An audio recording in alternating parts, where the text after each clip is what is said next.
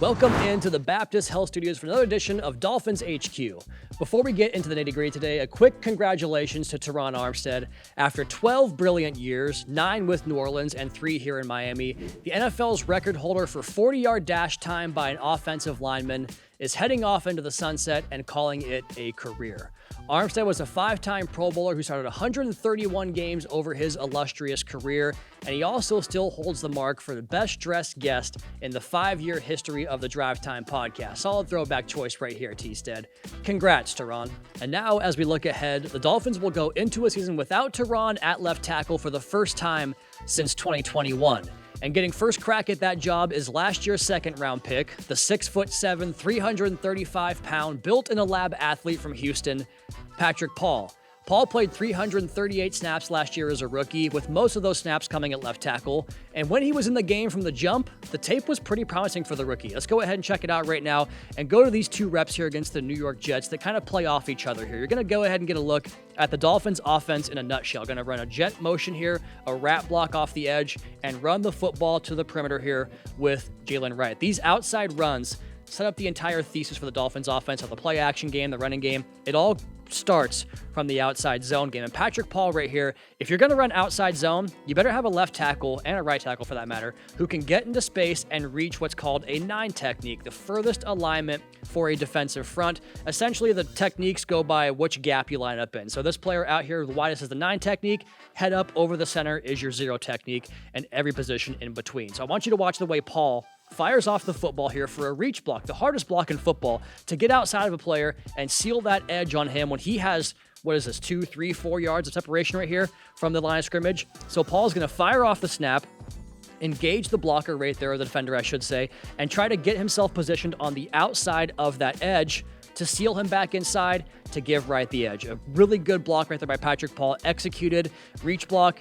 Don't throw the hands too early, drive into your block, turn the hips around, seal the edge, and let him get to daylight off the perimeter. The reason I want to show you guys that clip is because this play coincides off of that run game rep perfectly. The way Patrick Paul can hit in this block, and the Dolphins can run their play action game off the same look. It's the exact same block. Go ahead and take a look at left tackle Patrick Paul. Reach that 9 technique, but we're not going to run the football. We're going to run play action off of that. And just look at the hesitation of all these Jets pass rushers. They think they have to get to the sideline fast, because they do, because this is a 4-4 back getting out to the edge. They want to run to the football. Watch the influence of all these linebackers. They're going to get over there. And Pat Paul, meanwhile, can go ahead and hit this reach block and then just kind of settle into a pass protection where he resets the anchor a few times as Will McDonald right here wants to drive him back into the quarterback. We're going to go ahead and throw the hands. That's a good position to be in there. And then just watch the feet continue to work, rework, re-anchor, and eventually just settle into a position there where he can't go anywhere and he's going the wrong direction. Ball comes out, and we have a nice positive gain there for the Miami Dolphins offense. Let's go ahead and go to this next clip here, once again against these same New York Jets, and watch Patrick Paul do a little bit of finishing right here on this particular rep. Watch him bury that defender into the ground. Let's go ahead and run it back from the top here. Another outside run by the Miami Dolphins offense. Here comes that wrap block off the edge from the tight end. Toss the ball out wide. Cut it back inside to that inside cutback lane. You get all that overplay off the outside zone run earlier. But watch the way Paul drives into that block, resets his man. Look at this position here from the defensive end. You do not want to have your feet that wide to be able to generate any kind of pressure or pushback against the offensive lineman. He's going to go ahead and drive him there. Gets a little chip from Alec Ingold, then finishes the block on top with some nasty temperament, some finishing. You got to have that here if you're an offensive lineman. Let's go ahead and go to this clip here against the Houston Texans. We saw Patrick Paul running all kinds of stuff, running wide to his left, right? How about when he has a big defender on the interior of him on this inside post on the B gap to his side, and watch the way he can cut down here on Danielle Hunter, one of the best players in the entire National Football League. Snap is off.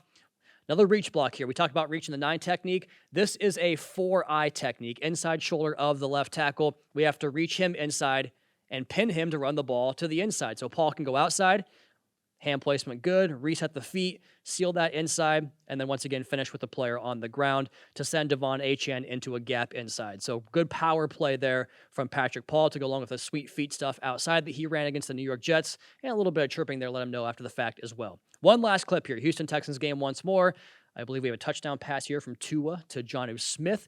Watch the way Patrick Paul mirrors this pass rush of one Will Anderson, one of the other best players in the NFL at his position. Let's go ahead and let the play run through. Touchdown pass. What a strike back at the end zone. Jonnu Smith, Dolphins touchdown. But watch Patrick Paul here. This is an ISO block. Everyone's going to slide out, and he's going to be entrusted here. Watch the first movement of all these guys to the right side. One-on-one, Patrick Paul against Will Anderson, the former number 3 overall pick in the NFL draft. Watch him just kind of mirror Anderson's rush move right here and not get overzealous with the punch. The hands are still in the holster, waiting for him to make his move before we make our move. And once he throws the hands, gets him on Will Anderson and controls the rep from there. You want to go around the backside? No, thank you, sir. You want to cut back across the face? No, we got you there too. Just finishes the rep and allows Tua to find time to find his man in the back of the end zone. So whether it's playing outside zone running game, inside running game blocking, one-on-one pass blocking, Patrick Paul's tape last year, very encouraging for a rookie, and he certainly earned a right to be the left tackle for the Dolphins this year in 2025.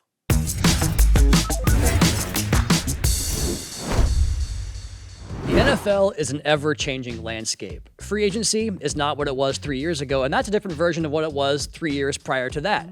Head coach Mike McDaniel explained the Dolphins' offseason approach at the owners' meetings last month. Here's Coach providing a thorough description of the modern NFL offseason and how the Fins are evolving with the times.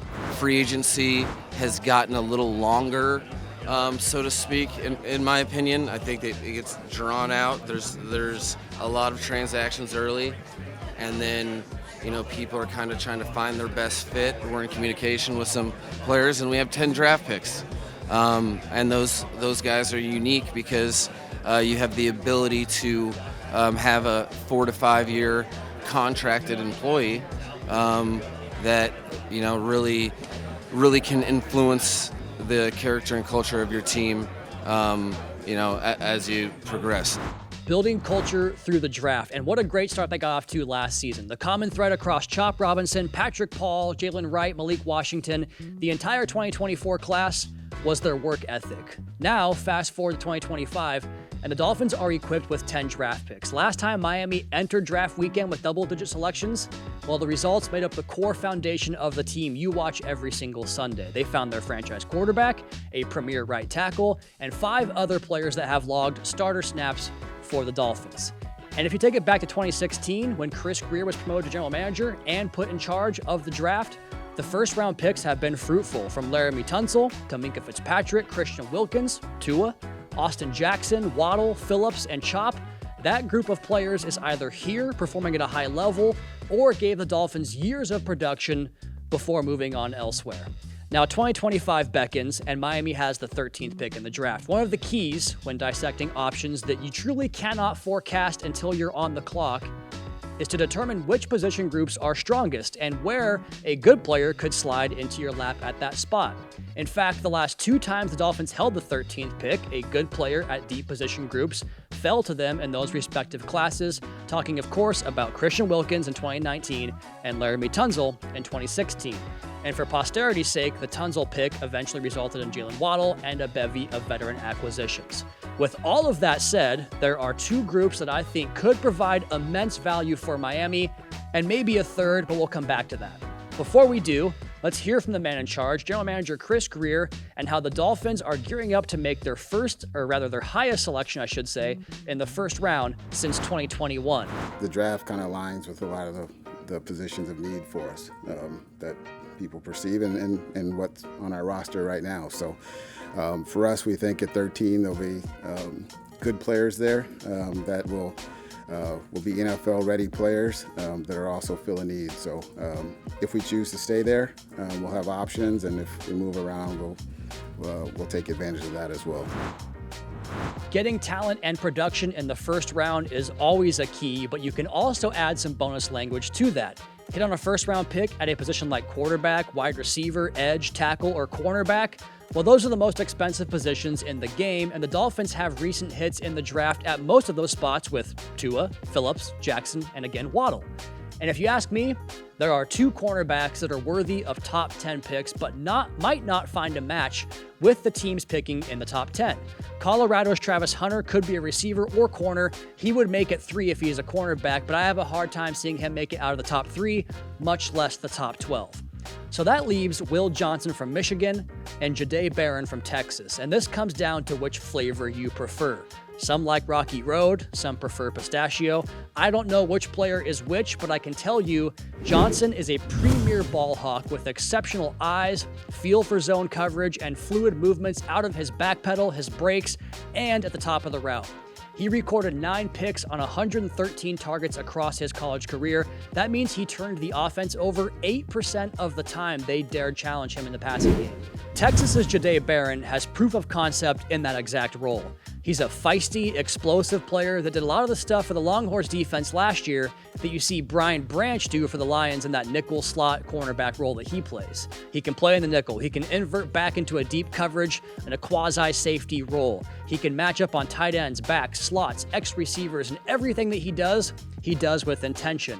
I like his feel in both zone and man coverage. My favorite part about Barron's game is his intellectual process. In Indianapolis, at his media availability at the Scouting Combine, Barron talked about the nature of the cornerback position and the inevitable losses that any player is going to have against all the elite wide receiver talent in the NFL. He said, quote, "Can I be committed to the process without being emotionally attached to the result?" End quote. Barron is mature beyond his years, and it's that type of commentary that I think can help solidify the type of culture McDaniel alluded to earlier in the show. Then, up front in the trenches at defensive tackle, which is right there from premium position consideration these days, there are a bevy of potential options. The two Michigan teammates, Mason Graham and Kenneth Grant, they might both be top 10 picks. Graham is a slippery technician, a powerful beast who can win against the run and pass with excellent hand usage. Grant is a 335-pound behemoth with rare movement at that size and can truly play the nose tackle position all the way out to the end. Then you've got Walter Nolan at Ole Miss, who turned heads with his pass rush prowess at the Senior Bowl down in Mobile. Finally, Oregon's Derek Harmon is a lot like Grant in the sense that he's 330 pounds plus and moves extremely well for his size, and he lived in opposing backfields, leading all interior defensive linemen last year with 11 tackles for loss across college football. At the risk of being too long-winded, I'll just mention a few of the names across the offensive line that could be available at the 13th pick. LSU's Will Campbell could go as high as 4, but he's one of the smartest players in the entire class. He could play tackle or guard at the next level, and the same is true of North Dakota State's Gray Zabel, who when I talked to Daniel Jeremiah back at the Scouting Combine, he said Zabel was the best player on the field in Mobile at the Senior Bowl. You've got Texas's Kelvin Banks, Ohio State's Josh Simmons. They could potentially make the Dolphins have a tough decision on draft night, and that's without mentioning 2 game-breaking tight ends in Penn State's Tyler Warren and Michigan's Colston Loveland. Now, the good news for Miami is this draft appears to be littered with starting quality talent all across the draft, and the 10 picks the Dolphins possess give them plenty of bites at the apple to populate the roster with young talent.